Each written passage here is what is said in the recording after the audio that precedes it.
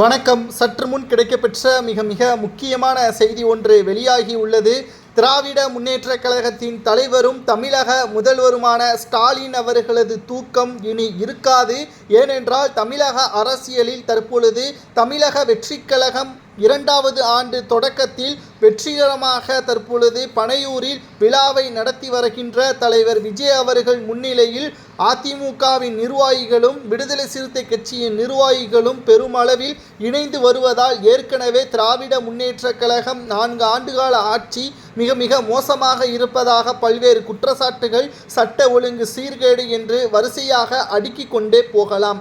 அந்த வரிசையில் தற்பொழுது திராவிட முன்னேற்றக் கழகத்திற்கு பேரிடியாக அதிமுக இருக்கிறதோ இல்லையோ தமிழக வெற்றிக் கழகம் நிச்சயமாக இருக்கும்.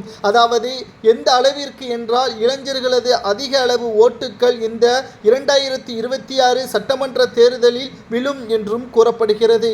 இதனால் தமிழக அரசியலில் இதுவரை அல்லாத ஓட்டுப்பதிவு அதிகமாகிவிட்டாலே திமுகவின் ஆட்சிக்கு பாதிப்பு ஏற்படும். அதாவது திமுகவின் ஓட்டுக்கள் திமுகவிற்குத்தான் விழும், அதிமுகவின் ஓட்டுக்கள் அதிமுகவிற்கு விழும். அதாவது இதில் 2 வேறுபட்ட ஓட்டுக்கள் தான் இளைஞர்கள் மற்றும் பெண்கள், குறிப்பாக விஜய் அவர்களது ரசிகர்கள் ஒரு வீட்டில் இருந்தால் அவர்களது உள்ள அனைத்து குடும்ப உறுப்பினர்களையும் கவரக்கூடிய வகையில்தான் அவர்களது செயல்பாடுகள் தற்பொழுது அமைந்துள்ளது.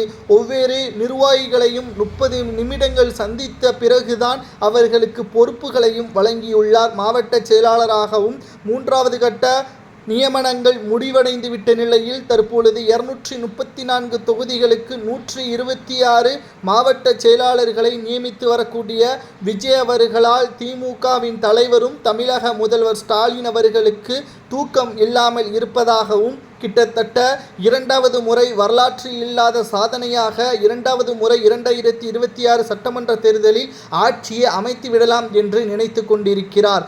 இப்படி நினைத்து கொண்டிருக்கின்ற ஸ்டாலின் அவர்களுக்கு மிகப்பெரிய ஒரு பேரிடியாக தமிழக வெற்றிக் கழகம் கூட்டணியாக அதிமுக வந்துவிட்டால்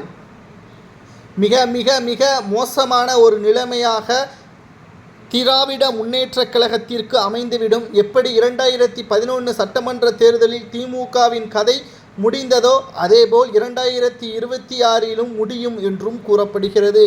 இதனால் கடும் கோபத்திலும் அச்சத்திலும் ஒட்டுமொத்தமாக திமுகவின் ஒவ்வொரு செயல் திட்டங்கள் அதிகரிக்க வேண்டும் என்பதற்கேற்ப தற்பொழுது தீயா வேலை செய்ய வேண்டும் குமார் என்பதற்கேற்பதான் விஜய் அவர்கள் நிர்வாகிகளுக்கு உத்தரவுகளையும் பிறப்பித்திருக்கிறார். இது திமுகவிற்குத்தான் பாதிப்பை ஏற்படுத்துமா என்பதை கமெண்ட் வாயிலாக கூறுங்கள். நன்றி, வணக்கம்.